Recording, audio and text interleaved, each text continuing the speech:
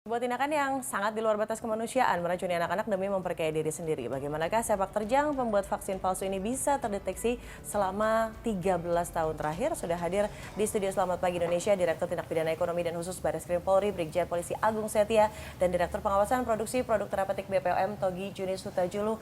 Selamat pagi ibu-ibu dan bapak-bapak sudah hadir di sini. Setujukah kalau tadi saya mengatakan ini tindakan yang di luar batas kemanusiaan, anak-anak yang seharusnya diberikan proteksi sejak dini malah diberikan vaksin palsu. Saya akan ke Pak Agung terlebih dahulu. Pak Agung, pertama kali mendapatkan informasi atau laporan ini dari konsumenkah atau dari pihak yang memiliki kewenangan medis atau seperti apa Pak?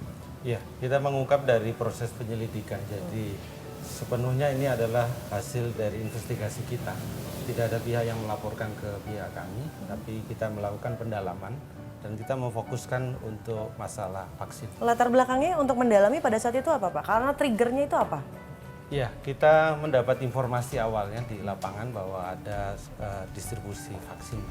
Ini yang kemudian kita dalami dan kita ungkap informasi itu, dan kemudian kita menemukan fakta-faktanya bahwa itu benar.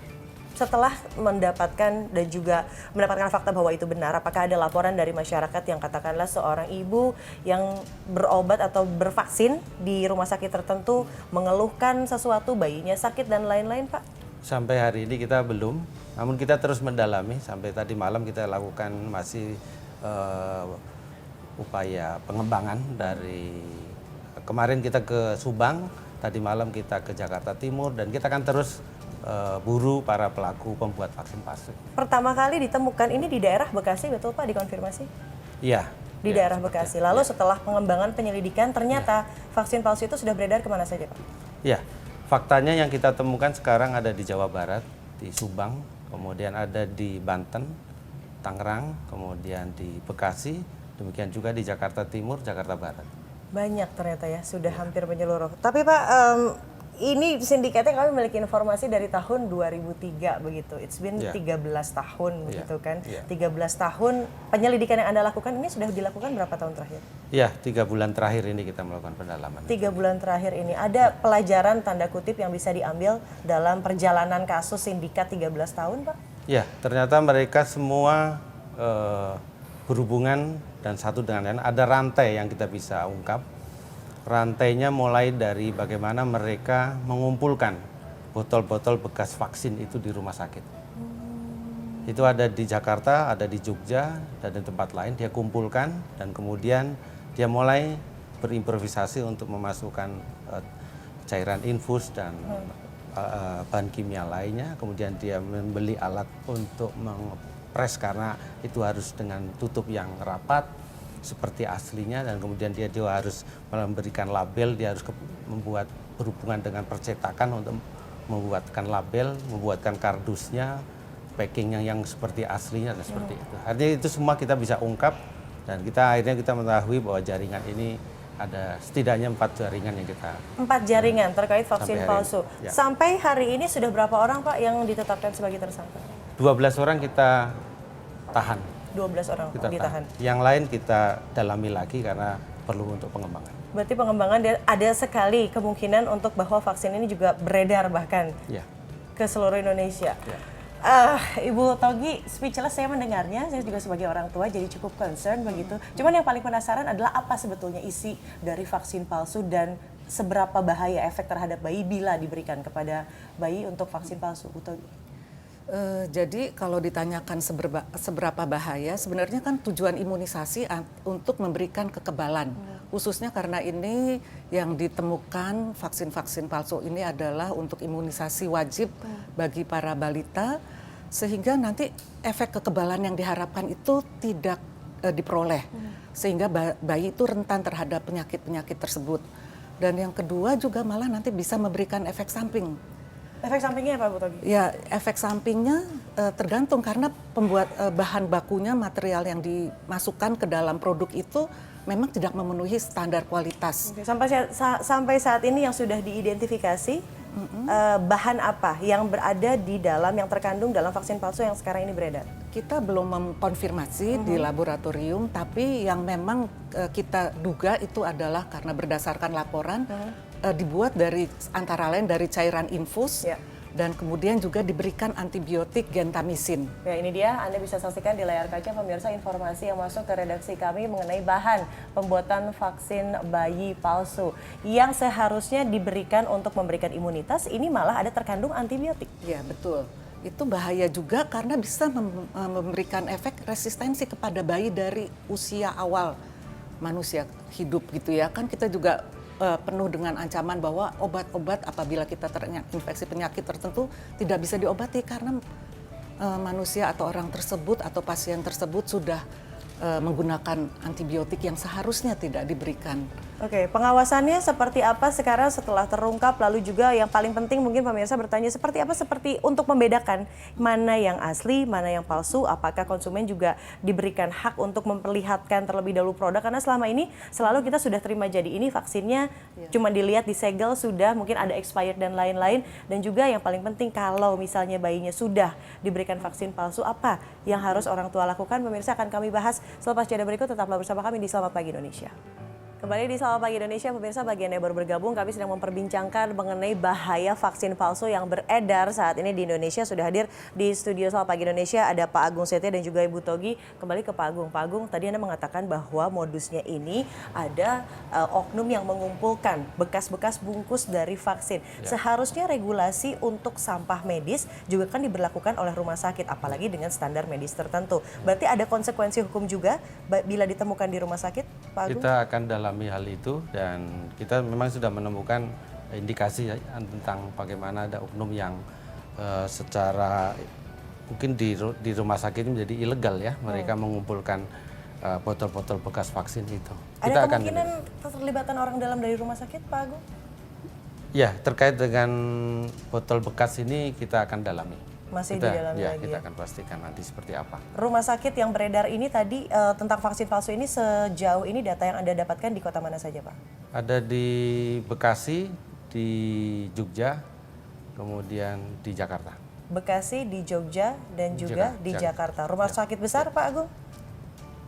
Speechless. Oke, rumah sakit yang ada di Bekasi dengan domisili Bekasi, Jakarta, dan juga Yogyakarta.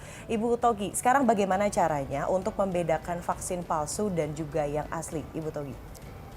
Jadi kita menghimbau kepada para profesional ataupun tenaga medis dan juga bagian pengadaan itu harus hati-hati dalam pengadaan obat vaksin. Kalau sebagai konsumen, Bu, sekarang kalau kita kan kalau membawa bayi, ya seperti saya tadi bilang, Anda mau BCG misalnya, oke ini botol vaksinnya mungkin tidak dijelaskan secara detail, tidak setiap rumah sakit memiliki polisi itu atau seperti apa sih, Bu? Iya, sebenarnya karena kan kita sebenarnya sebagai konsumen menyerahkan tanggung jawab ini kepada kesehatan, fasilitas kesehatan.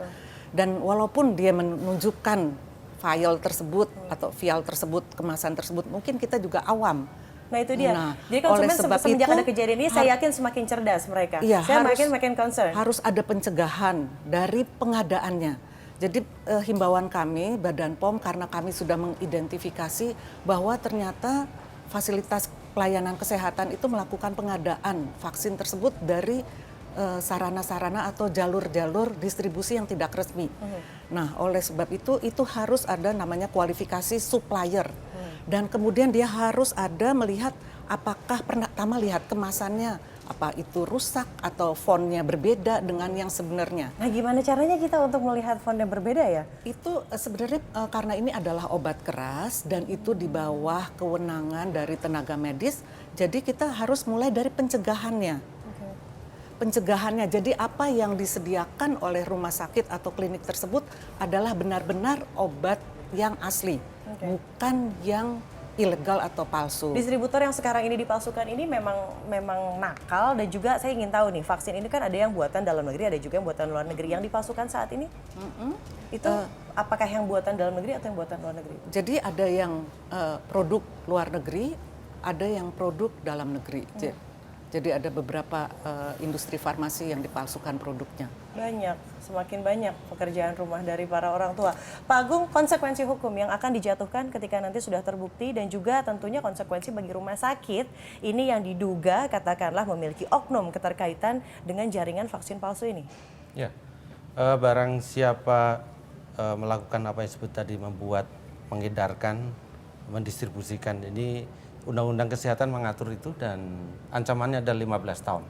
Tapi kita juga melihat bahwa apa yang para pelaku ini lakukan sudah masuk dalam ranah apa disebut dengan predikat krim. Kejahatan awalnya adalah memalsu vaksin, tapi kejahatan ini sudah menghasilkan satu bisnis yang kemudian kita tahu ada aliran dananya. Omsetnya bahkan sampai 22 juta Ya. per minggu, per pekan. Ya. Ini dia nih, cara pelaku juga membuat vaksin palsu. Anda bisa saksikan di layar kaca pemirsa yang tadi sudah disebutkan ya, ada mengoplos begitu kan cairan infus dengan antibiotik ya, Bu Togi.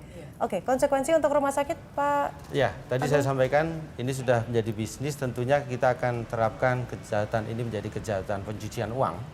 Yang ancamannya bisa 20 tahun bagi pelakunya, baik pelaku aktif maupun pasifnya.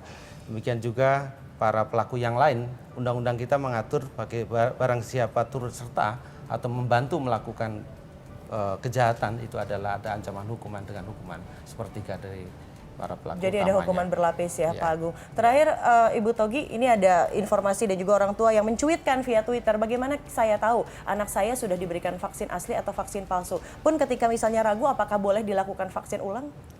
Jadi sebenarnya ini adalah merupakan kewenangan tenaga medis dalam hal ini dokter, karena ini adalah obat keras, injeksi itu adalah obat keras penggolongannya. Jadi itu dikembalikan lagi kembali kepada rumah sakit tersebut.